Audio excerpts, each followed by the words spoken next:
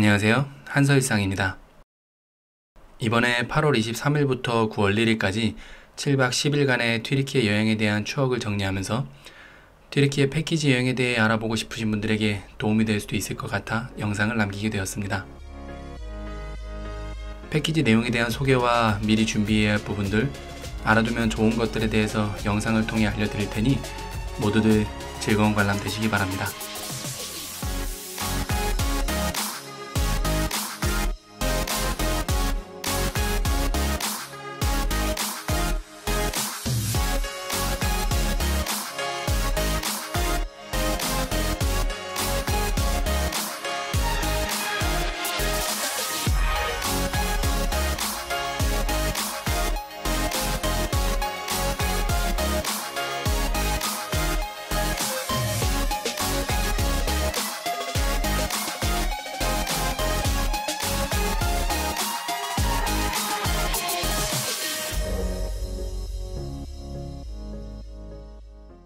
마감 시간이 다 되어 조금은 한산한 면세점 풍경입니다.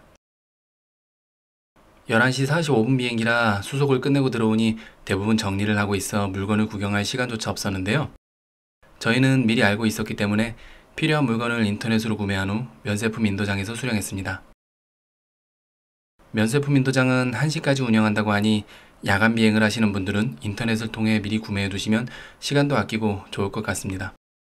현재는 서편 면세품 인도장만 운영 중인데 45번 게이트 건너편으로 에스컬레이터를 타고 올라가면 찾을 수 있습니다.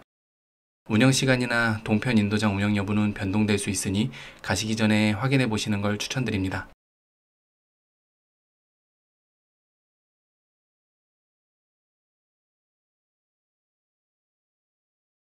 저희는 이번에 하나투어 스탠다드 상품을 이용했는데요. 일반 세이브 상품에 비해 조금 더 비싸긴 하지만 단체 쇼핑 일정이 없고 기사 가이드 경비를 따로 지불할 필요가 없다는 점, 그리고 많은 선택 관광 상품이 기본 일정에 포함되어 있는 등 장점이 더 많다고 생각해서 선택하게 되었습니다. 특히 쇼핑이 없다는 점이 가장 큰 이유였어요. 일정 중간중간 쇼핑센터를 방문하고 시간을 허비하는 것보다 조금이라도 더 여행에 집중하고 싶었습니다. 그리고 잠시 터키항공 셀프 체크인에 대해 알려드릴게요. 우선 온라인 모바일 체크인은 출발 24시간 전 오픈된다고 하는데요.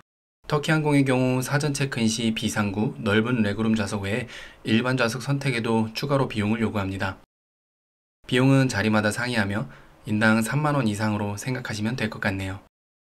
이런 유료 좌석 선택은 출발 6시간 전에 마감된다고 하고요.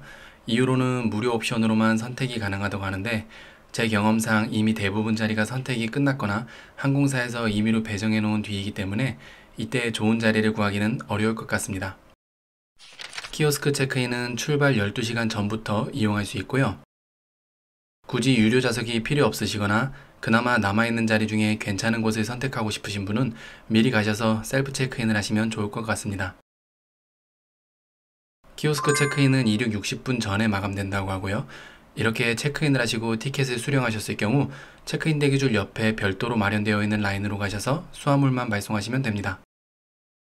위탁 수화물은 20kg, 기내 수화물은 8kg 제한인 점 유의하시고요. 수화물 발송까지 끝나셨으면 바로 출국장으로 들어가시거나 밖에서 자유롭게 시간을 보내시면 됩니다. 저희는 바로 들어와서 카페인 충전을 위해 스타벅스로 달려갔습니다.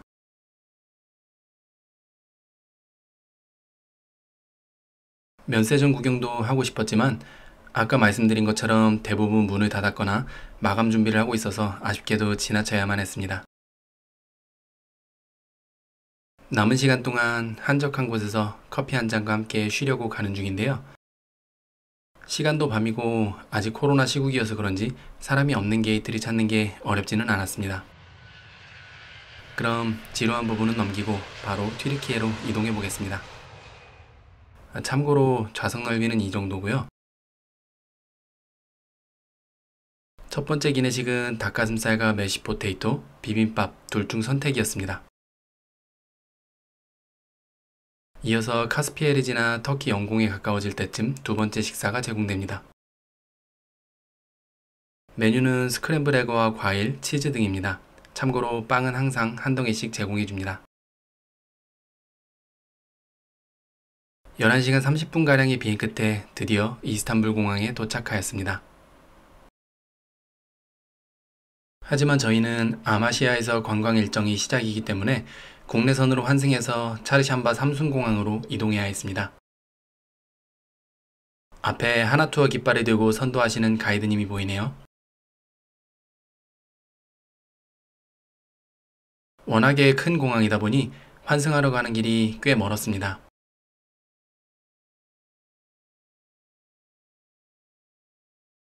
이쪽은 국제선 환승 라인입니다. 이스탄불 공항이 아시아와 유럽을 잇는 허브 공항이라서 국제선 환승객이 항상 이렇게 많다고 하네요. 반면에 국내선 쪽은 상당히 한산했습니다. 비행기를 타러 가는 창밖으로 이스탄불 공항의 풍경과 저 멀리 모스크가 하나 보이네요. 모스크는 터키 여행을 하다 보면 정말 쉬지 않고 눈에 보입니다. 국내선 비행기에서는 식사 대신 샌드위치를 제공해 줍니다. 삼순공항까지는 1시간 20분가량 소요되고요. 식사하고 잠시 앉아 있으면 금방 도착합니다. 드디어 삼순공항에 도착했지만 아직 끝이 아닙니다. 여기서 아마시아까지 다시 버스를 타고 약 2시간가량을 달려가야 합니다.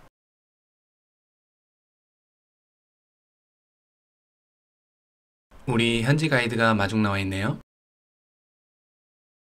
여기서부터 아마시아까지는 음악과 함께 풍경을 감상해 보겠습니다.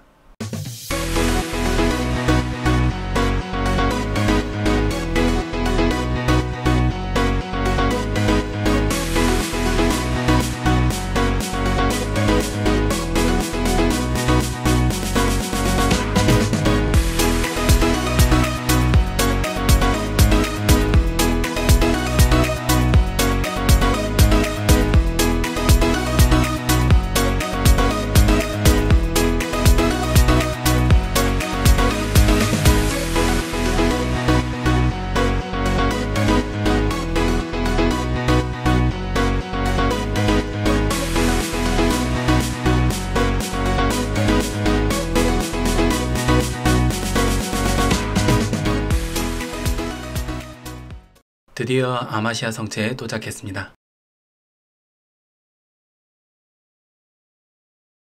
아마시아 관광은 크게 아래쪽의 석굴부묘 관람과 위쪽의 아마시아 성체 관람으로 나뉘는데 저희가 다녀온 패키지는 석굴분묘는 가지 않고 위쪽의 성체 관람 후 아래쪽 분묘 맞은편 시내에서 경관을 관람하는 내용이었습니다. 아마시아 성체는 하르시아나산 정상에 깎아지른 듯한 절벽 위에 위치한 고대 요새인데요. 로마, 폰투스, 비잔틴 제국 등 수많은 국가들에 의해 파괴와 복구를 반복하면서 지금의 모습이 되었다고 합니다. 성체 위쪽에서 보이는 아마시아 풍경입니다. 어떻게 이 산꼭대기에 이런 큰 요새를 지었는지 정말 대단합니다. 자세한 풍경은 여러분들이 직접 경험해 보시기를 추천드릴게요. 성체에서 나와 도심지로 내려가는 길입니다. 오래된 도시라서 그런지 아주 좁은 골목길이 이어졌는데 기사님이 아주 부드럽게 잘 내려가시더라고요.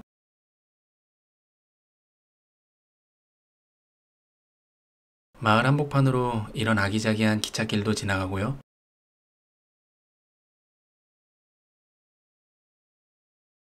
이런 좁은 골목길들을 지나 인공폭포를 지나서 아마시아 시내에 도착했습니다. 넓고 한산한 광장을 지나서 거리에 주차를 하고 이제 시내 관광 겸 점심 식사를 하러 갑니다.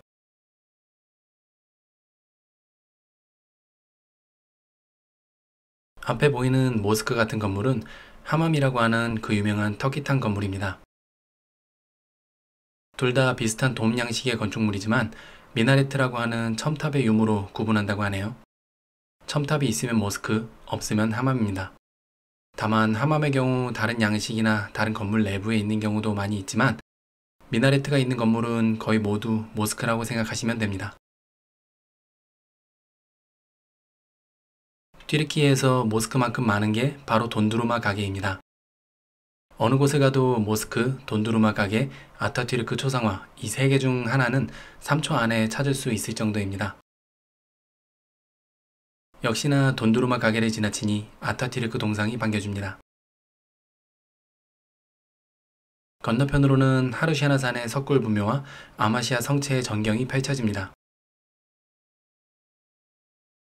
산 중턱에 보이는 저 구조물들이 모두 석굴분묘입니다. 이번 일정에는 포함되어 있지 않으니 아쉬움을 뒤로하고 식당으로 이동했습니다.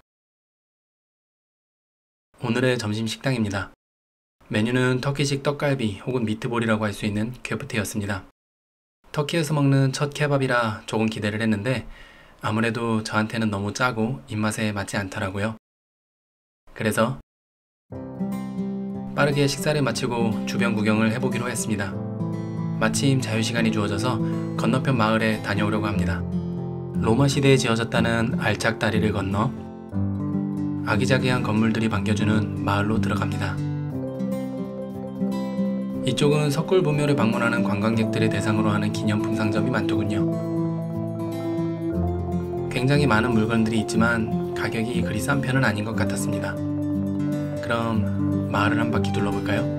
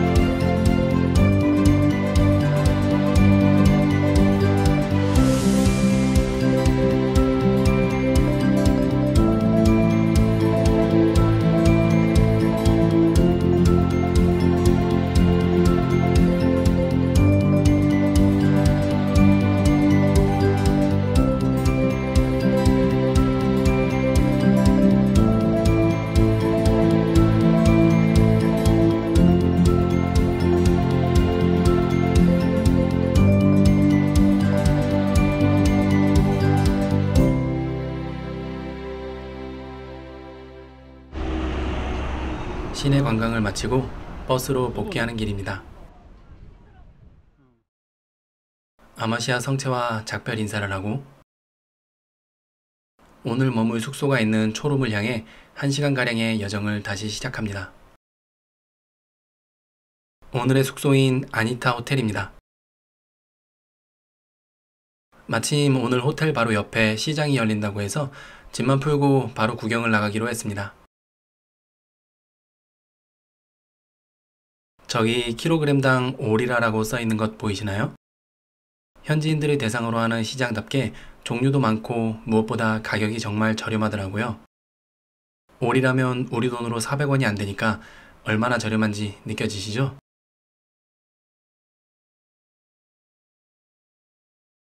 과일 말고도 감자나 콩, 향신료 같은 농산품들도 저렴한 가격에 판매하고 있었습니다.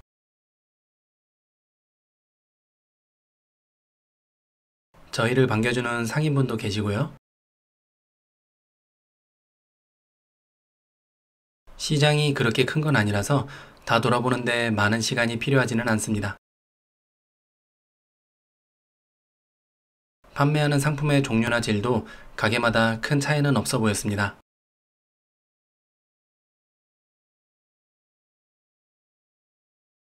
시장을 한 바퀴 돌고 나니 바로 옆으로 큰 건물이 하나 보이더라고요. AHL 파크몰이라고 하는 쇼핑몰이었는데 이왕 나온 김에 한번 둘러보고 가기로 했습니다. 생각보다 굉장히 크고 본격적인 쇼핑몰이었습니다. 1층에 스타벅스 있으니 참고해주세요. 푸드코트 규모도 상당했고요. KFC 같은 프랜차이즈 식당도 볼 수 있었습니다. 케밥집은 물론 빼놓을 수 없고요. 그리고 신기하게도 여기 CGV가 있더라고요. 안에 들어가 보지는 못했지만 익숙한 브랜드를 보니 괜히 반가웠습니다.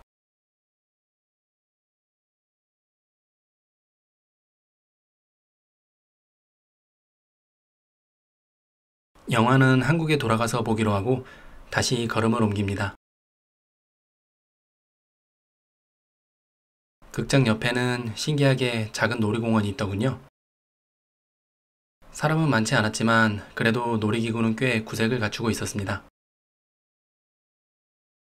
비록 기구 하나하나의 크기는 작았지만 그래도 한정된 공간 안에 최대한 많은 기구를 집어넣으려고 노력한 것처럼 보였습니다. 노력에 비해 사람이 없는 건 안타까웠지만요. 그래도 주말 저녁이 되면 이곳에도 사람이 가득 차지 않을까 합니다. 이런 회전목마 비슷한 것도 있네요. 저희가 돌아보는 동안 작동하는 기구는 이거 하나뿐이었습니다. 아마 한두 명의 직원이 돌아다니면서 대기 인원이 있으면 작동시키는 식으로 운영하는 것 같더라고요.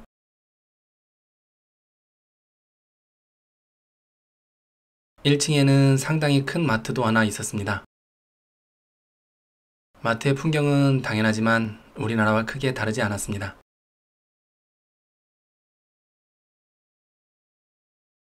이 지역의 전력 사정이 좋지 않은 건지 아니면 이 건물의 문제인지 저희가 있는 동안 서너 번 정도 전기가 나갔다가 들어오기를 반복하더라고요.